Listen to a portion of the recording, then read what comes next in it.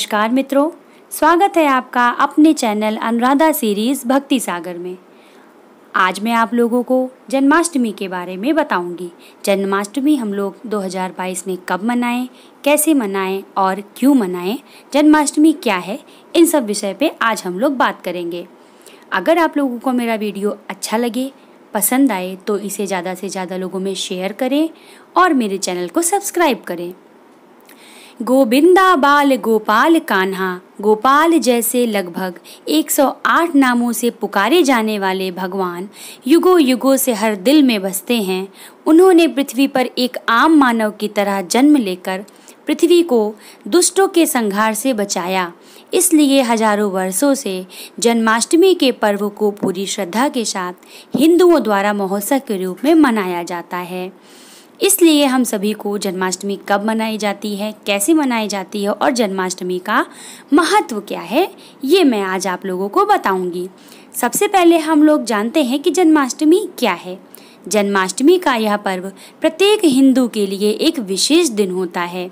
मान्यता यह है कि इस दिन भगवान कृष्ण को भक्ति भाव से प्रसन्न करने पर संतान, समृद्धि एवं अधिक उम्र की प्राप्ति होती है। सभी हिंदुओं द्वारा जन्माष्टमी के पावन पर्व को भगवान श्री कृष्ण के जयंती के रूप में मनाया जाता है। जन्माष्टमी के इस पर्व पर सभी हिंदुओं द्वारा भगवान श्री कृष्ण के जन्मदिन पर उन्हें प्रसन्न करने के लिए उपवास रखा जाता है।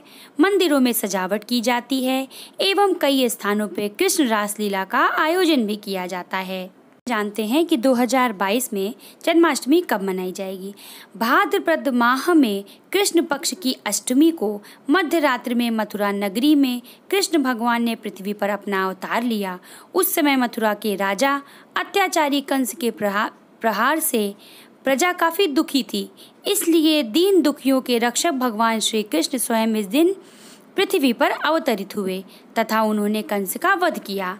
इस बार 2022 में हम लोग जन्माष्टमी का त्योहार 18 और 19 अगस्त को मनाएंगे।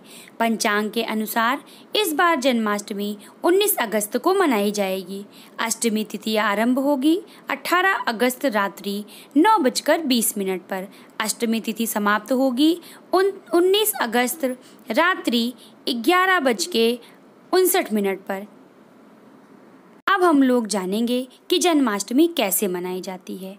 जन्माष्टमी के पर्व होने पर बड़ी चहल पहल पूरे भारत में देखी जाती है। इसके साथ साथ विदेशों में रहने वाले भारतीय भी वहां जन्माष्टमी के पर्व को बड़ी धूमधाम से मनाते हैं। भक्तों द्वारा जन्माष्टमी के इस पर्व पर उपवास रखा जाता है। मंदिरों में झूले सजाए जाते हैं। लड्डू गोपाल की मूर्ति को झूला झुलाया जाता है। भजन कीर्तन किए जाते हैं। इसके साथ ही अनेक स्थानों पर युवाओं में दही हांडी का कार्यक्रम किया जाता है। इसके अलावा भगवान कृष्ण की नगरी मथुरा में दूर दूर से श्रद्धालु आते हैं तथा मंदिरों में श्रद्धा भक्तिभाव से भगवान कृष्ण की पूजा अर्चना करते हैं। इस दिन पूरी मथुरा नगरी में भगवान कृष्ण के पर्व की चमचमाहट नजर आती है। मंदिरों को फूल मालाओं से खूब सजा दिया जाता है। रात में मंदिरों में लगी लाइटें कृष्णा नगरी को भव्य ही दिखाती है। बहुत सारी जगहों पे दही हांडी का महोत्सव किया जाता है। भगवान कृष्ण की इसी लीला को उनके जन्मोत्सव पर पुनः ताजा रचा जाता है। देश के कई भागों में इस दिन मटकी फोड़ने का कार्यक्रम भी आयोजित किया जाता है। जन्माष्टमी पर्व की पहचान बन चुकी है दही हांडी या मटकी फोड़ने की रस्म। भक्तों के दिलों में भगवान श्री कृष्ण की यादों को ताजा कर देती है। अब हम लोग जानेंगे जन्माष्टमी का महत्व। जिस तरह भारत में हिंदुओं के प्रमुख त्योहार होली, दीपावली, रक्षाबंधन को मनाया जाता है, ठीक उसी तरह कृष्ण की जन्माष्टमी के अवसर पर धूमधाम से इस पर्व को भारतवर्ष में हिंदू समुदाय के लोगों द्वारा मनाया जाता है। देश के प्रत्येक राज्य में अलग अलग तौर तरीकों से जन्माष्टमी की पूजा कर भगवान श्री कृष्ण को प्रसन्न किया जाता है। लेकिन खास बात यह है जो इस पर्व में आस्था के रूप में देखी जाती है। इस दिन आराध्य के जन्म में सभी माताएं, बहन, बच्चे, बूढ़े व्रत उपवास रखते हैं तथा शाम के समय व्रत को तोड़ते हैं। भगवान कृष्ण युगों युगों से आस्था के केंद्र के रूप में हिंदुओं द्वारा पूजे जाते हैं। अब हम आपको बताएंगे कि जन्माष्टमी का व्रत कैसे करें और जन्माष्टमी के व्रत के क्या नियम हैं। शास्त्रों में प्रत्येक व्रत की तरह ही जन्माष्टमी के व्रत की भी कुछ विशेष नियम बताए गए हैं जिनका पालन व्रती को अवश्य करना चाहिए। जन्माष्टमी के व्रत के दौरान अन्न ग्रहण न करें, सिर्फ और सिर्फ फलाहार ग्रहण करना चाहिए। जन्माष्टमी व्रत का पारण नवमी तिथि के दिन सूर्योदय के बाद ही करना चाहिए। जन्माष्टमी का व्रत रखने वाले जातकों को सप्तमी तिथि को सात्विक भोजन ग्रहण करना चाहिए। इस दिन गायों की पूजा और सेवा करनी चाहिए। जन्माष्टमी के व्रत के दिन कोशिश करें कि घर में प्याज और लहसुन जैसी चीज़ें ना बनाएं। अब हम लोग जानेंगे जन्माष्टमी का पूजन विधि क्या है। सबसे पहले पूजा स्थल पर बाल गोपाल की प्रतिमा स्थापित कर उनका श्रृंगार करें और उन्हें पीले वस्त्र व आभूषण पहनाएं और देवकी जी के लिए एक प्रसूति गृह बनाएं और शुभ कलश स्थापित करें।